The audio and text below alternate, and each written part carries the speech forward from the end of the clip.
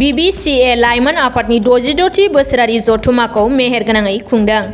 चिरां जिल्लानि बिमादै दुम्ब्रुथला ग्रेजिं गेवलां फोथाराव Bbcaनि लाइमोन आफादनि बानजायनायाव 66थि लाइमोनफोरनि बोसोरसालिया जथुमाया मेहेरगोनाङै खुंफुंजायो। बे हाबाफारियाव लाइमोनफोरनो बोसोन आरो सुबुरुन होनो थाखाय आलासि महरै हांख्रायनानै लाबोदों BBC उदालगुरि लाइमोन आफादनि गाहाय नेहाथारि जिस्केल दैमारि लोगोसे Bbca थुक्राझार लाइमोन आफादनि नेमेहिया बसुमतारीखौ। लोगोसे Bbca थुक्राझार लाइमोन आफादनि नेहेमिया बसुमतारीखौ। दिनैनि हाबाफारियाव जर'खा आलासि महरै नुजाथिदों बिटिआरनि मावफुं सोद्रोमा रनजित बसुमतारीया।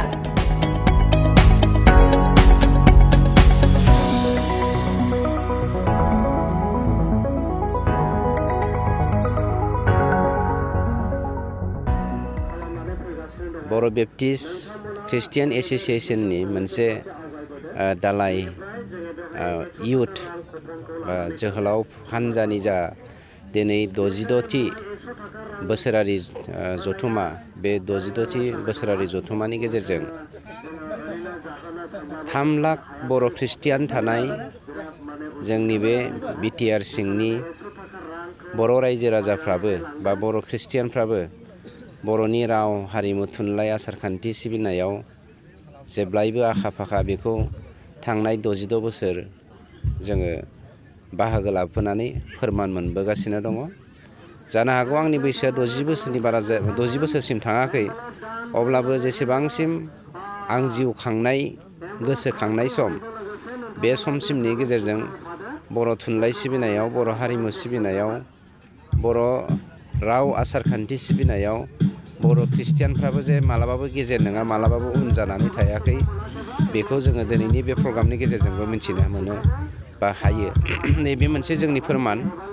जिउ दिङा होननाय 27थि बिसान 27 इस्यु, बे 27थि बिसाननि गेजेरजों बर' ख्रिस्टियानफ्रा बिटिआरआव थानानै बर'नि थुनलाइ, राव आरो बर'नि हारिमुखौ माबायदि बेरखांहोदों, बे 27थि बिसान जिउ दिङा मेगाजिननि बोसोरारि मेगाजिननि गेजेरजों एनुवेल कनफारेन्सनि गेजेरजों जा मेगाजिन बहनो, लाइसि बहनो, बे लाइसिनि गेजेरजोंनो जों फोरमान होनो हायो। बेनिखायनो जोंनि आजै आजौनिफ्रायनो फ्राय जोङो जुदि बर' ख्रिस्टियानफोरनि हिस्ट्रिखौ नायोब्ला 1838 most probably, if I am not wrong, बेनिफ्राय जों जुदि नोजोर बोयोब्ला जोङो नुनो मोनगोन बेवहाय बेंगल पार्टनि जा बर'फोर आरो आनडिभाइडेड गवालपारा जिल्लानि जा बर'फोर, इनक्लुडिं बै समनि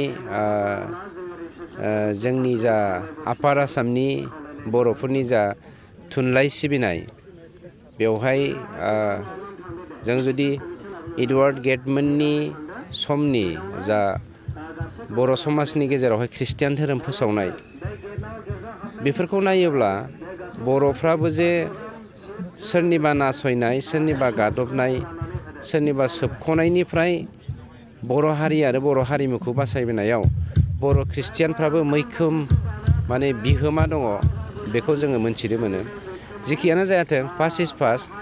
एट प्रेजेन्ट जों मा खालामनो नागिरदों, बेनि मेइन थांखियानो जादों दिनै जे जोङो इयुथ केम्प मोनसे फाथिदों बा खुंदों। बे इयुथ केम्पनि गेजेरजों जोंनि बर' ख्रिस्टियान जोहोलाव जोहोलावजोफोरखौ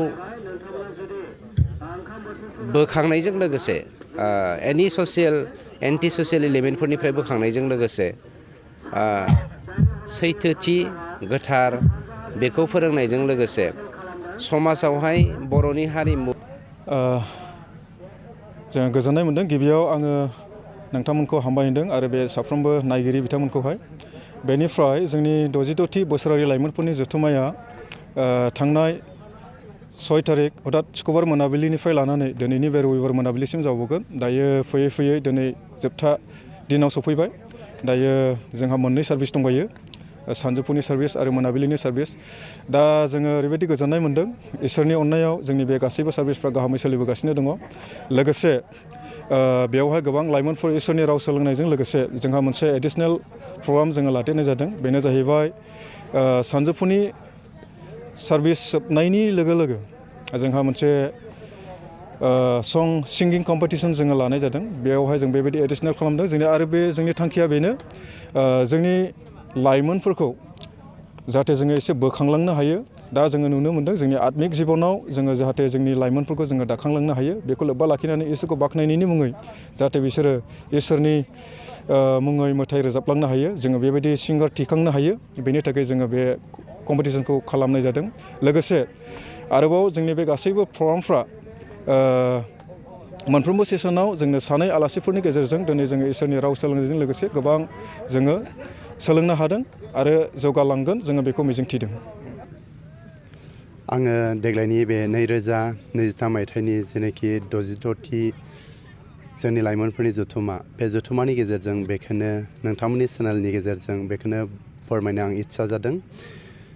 जोङो बे एनुवेल इथ केम्पखौ खालामनायनि मोनसे उद्देश्य दङ, जाय जोंनि ख्रिस्टियान लाइमोनफ्रा एबा जोंनि लाइमोनफ्रा गोबां बिसयावहाय उनस्लदनानै थादों।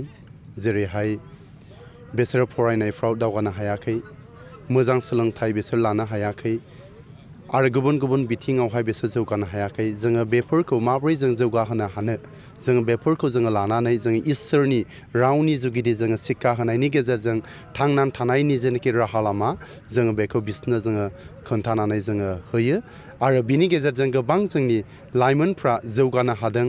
जिउआव, मोदोमाव आरो थांखि होसोनायाव जौगानो हानायखौ जोङो नुनो मोनबोबाय थादों। अके, आं गोबां रंजानाय मोनदों बे 62थि जि लाइमोन इउथ केम्प बेयाव फैनानैहाय। आरो बेखे जि इसोरनि बाथ्रा जों सावरायज्लायनो खाबु मोनदों। आरो बेखे जों जे गावनि गोसोखौ इसोरनो होनांगौ, जेब्ला जों गावनि गोसो इसोरनो होयो अब्ला जोंनियावहा सान्थि, रंजानाय, जोंनि गेजेरावहाय गोजोननाय बे थाफ्लायो। नाथाय जेब्ला जों गोसोखौ होनाय नङा अब्ला जों गावनि गोसो बादि सोलियोब्ला जों गुबुनजोंहाय एना एनि जालायनाय बिदि हाबाफारिफ्रा जाफुङो। ओंखायनो इसोरनो जेब्ला गोसोखौ गथायगोन अब्ला जोंनि गेजेराव गोजोननाय, रंजानाय आरो बेखौनो लानानै दिनै जोङो बे 62थि जि बोसोरारि इउथ केम्प बेवहाय जोङो सावरायदों। आरो आं आसा खालामदों बे इसोरनि बाथ्राया जों लाइमोनफोरनि जिउआवहाय गोबां खामानि मावगोन आरो बिदि गोजोननाय, रंजानाया फैगोन।